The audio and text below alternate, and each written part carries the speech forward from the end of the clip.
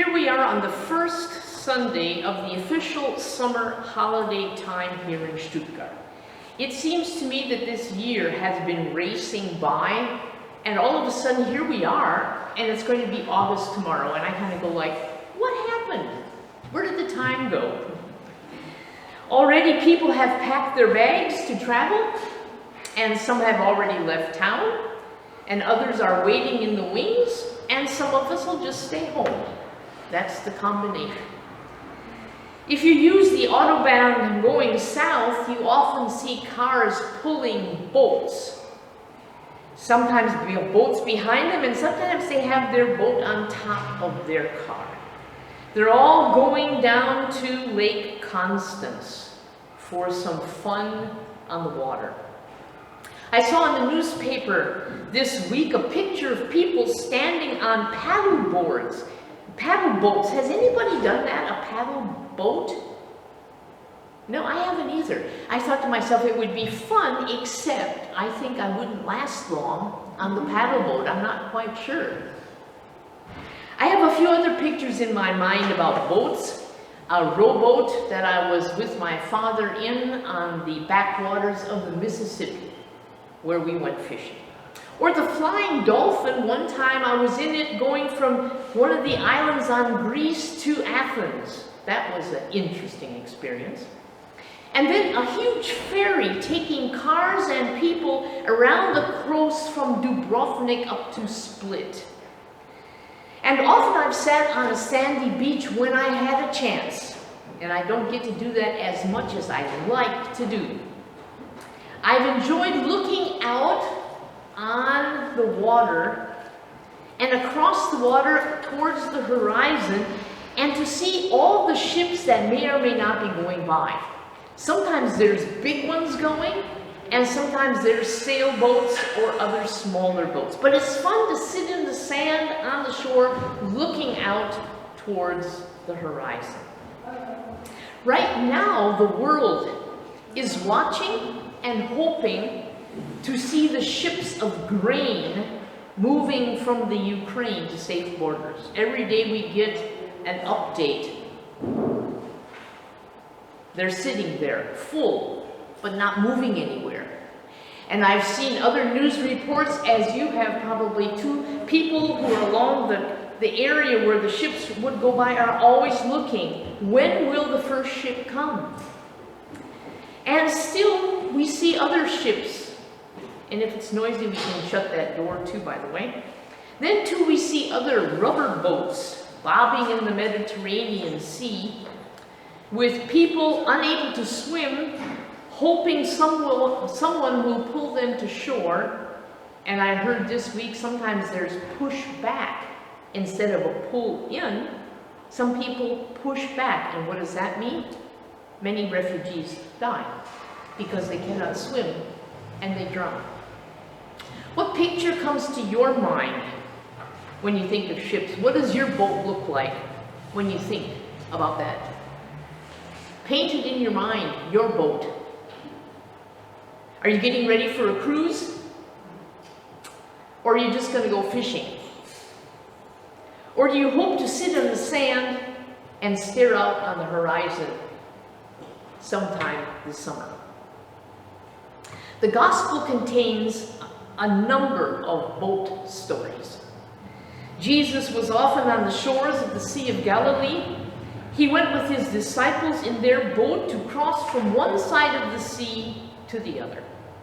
He even used Peter's boat one time as a pulpit and spoke from the boat and surprised the fishermen that he was using his boat like that. And there's an interesting story we're going to read in John chapter 6. But in leading up to the story, I'd like to first give a little background in this chapter. Jesus had been with his disciples on the far side of the Sea of Galilee, and the crowds were following him, as they often did. Jesus had healed their sick, and these active signs of healing revealed who Jesus was, and people wanted more of that. Taking a break, Jesus climbed up a hill with his disciples, and they were sitting around him, but off in the distance, Jesus saw a huge crowd of people coming to look for him. They had not yet arrived when Jesus tested Philip with the question of the day: where can we buy bread to feed all these people?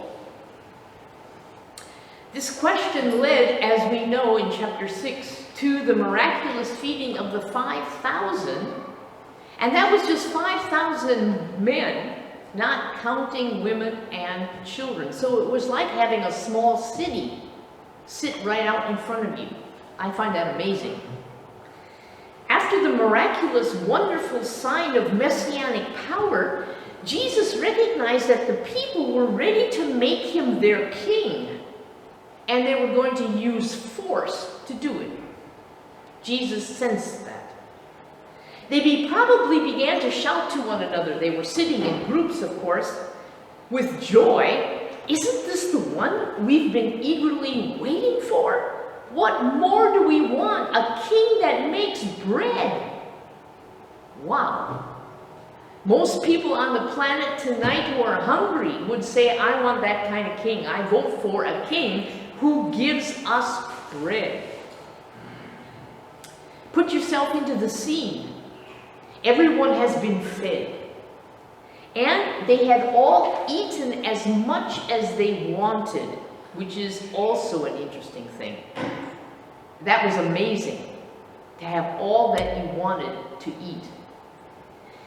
The starting point was with a boy's lunch of 5 barley loaves and 2 fish, and imagine Jesus multiplying that and breaking it, and they were passing it out, and everybody was physically satisfied. They all had enough to eat. Wow. Do you ever get amazed by that? I do. I think, man, what a wonderful thing. Enough bread and fish for everybody. And they began then to think, after being physically satisfied, what it might mean spiritually to have somebody like Jesus around all the time. I mean, maybe Jesus is the Messiah. Jesus felt this tension in the air. And when would the satisfied crowd become an unruly mob and use force to get what they wanted? I suspect Jesus had all of that in his mind, and in the midst of all the people, Jesus just slips away. He slips away and goes up to the hills by himself. Now, we don't know exactly what happens next in the story. We don't know. The disciples had to deal with the crowds. Where was Jesus? They didn't know, but they noticed at some point that Jesus had left them. But they were busy gathering up the 12 baskets of leftovers. So they didn't know where Jesus was. Have you ever been preoccupied with something and then an event took place and you didn't see it? Somebody escaped your view? I've had parents sometimes, and as a parent myself, your child can get away from you and you didn't notice it and you go, what? Where is that kid?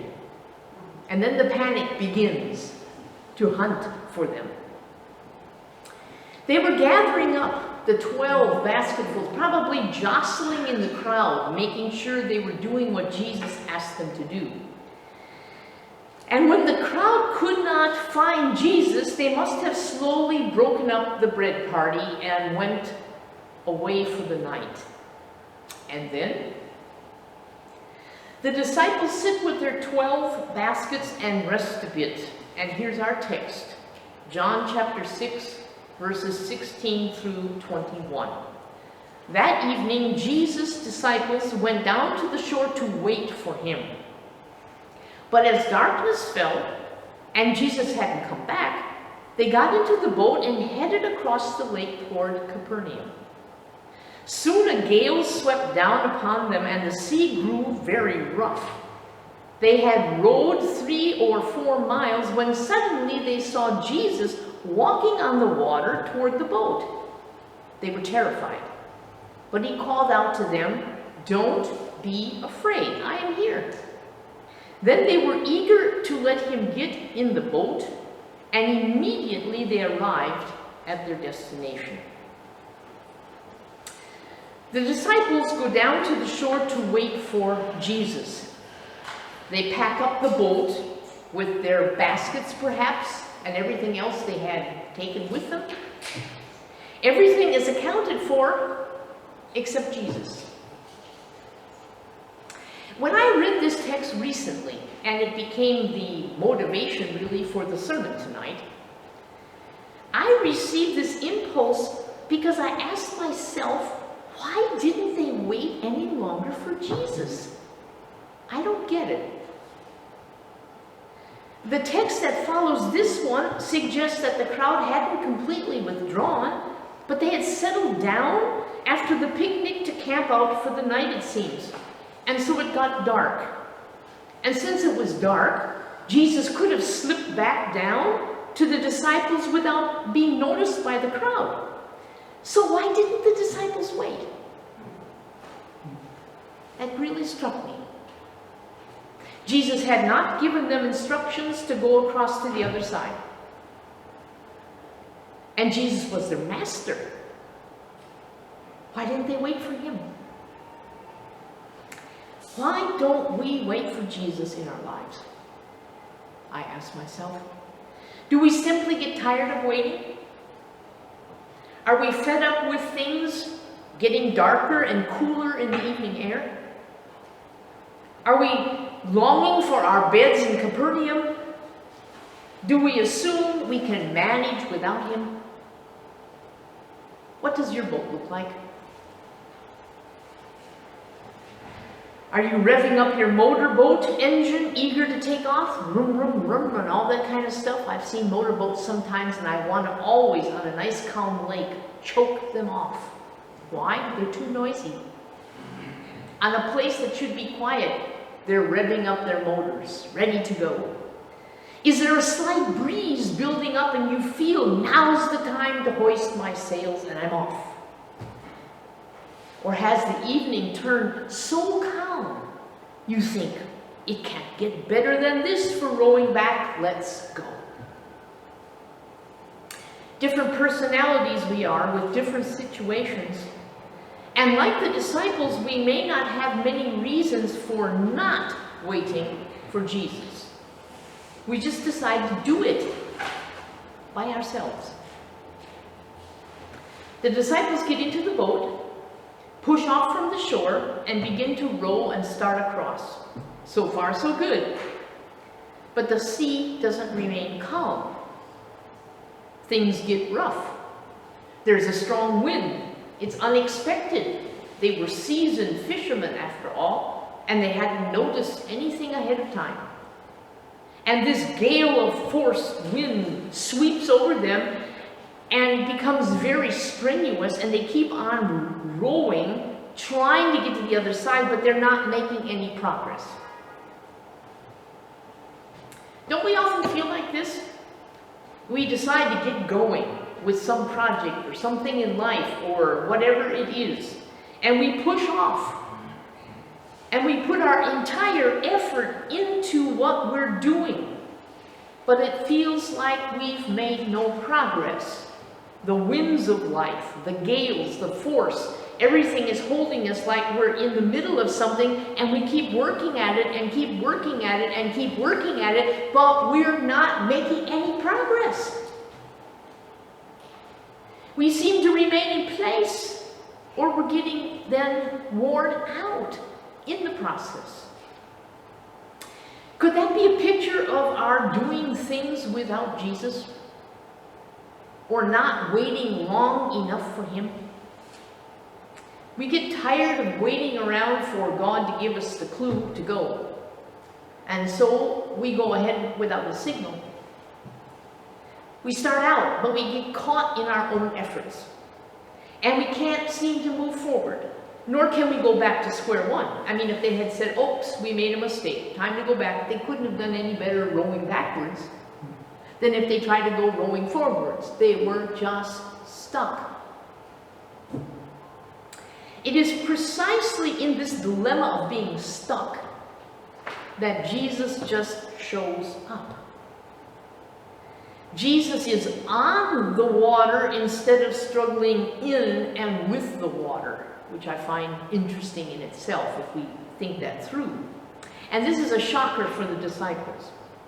And maybe we could say here in parentheses, it would shock us too, if after all of our effort, we're not making any progress in our lives. Someone comes along, Jesus comes along and says, if you just do this, you'll be there. And we think, what? It's that? That's the clue? I hadn't caught it? It's a shocker. The disciples don't expect Jesus there. And often in our lives, when we're tied up in our own knot, we don't expect Jesus to show up either. I mean, you don't expect him there. You don't recognize him. You're terrified until he calls out to them. Remember, Jesus said the sheep understand and recognize the shepherd's voice. Even wet sheep catch the voice. And that is a spiritual truth. God always calls out to us first before we recognize him. Jesus had said to them, come and follow me. And now he says, don't be afraid, I am here. We don't expect to hear this voice either, do we? Especially when we're in the middle of our turbulent lives, when things are upside down and everything is too distracting. There's a lot of wind and choppy water and we're plain exhausted. But Jesus never forgets his disciples then, and he doesn't forget us as his disciples now. Even though the disciples left Jesus behind, I mean, hadn't they all gone over in the boat to begin with? Did they even consider that Jesus would also want to return with them? I wondered how they figured that out of leaving him without a boat. I mean, there was only one boat and they took it. How would Jesus travel back? These are such curious questions. I find them extremely interesting.